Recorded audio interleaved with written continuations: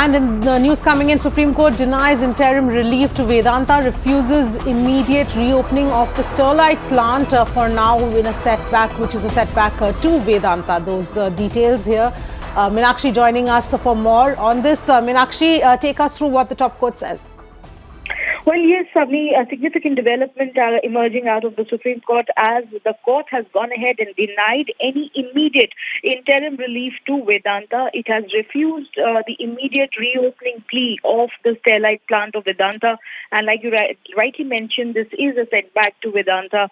The matter has been posted for detailed hearing in January. But today we heard from both sides. There were representations for the Thoothukudi villagers in the Supreme Court who said that they opposed the reopening of the Sterlite plant, even on a trial basis.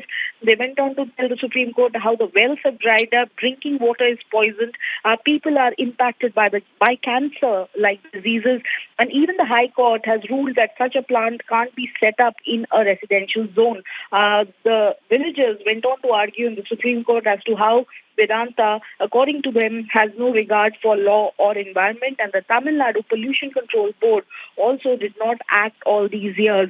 On the other hand, Vedanta was making a fervent pitch before the Supreme Court to start proceedings of its plant in Thoothukudi. It went on to state as to how the plant met 36% of India's copper needs.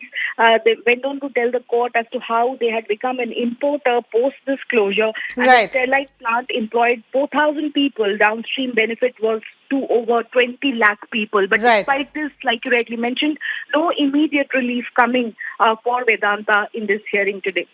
All right, Meenakshi, thank you so much for joining us with those details.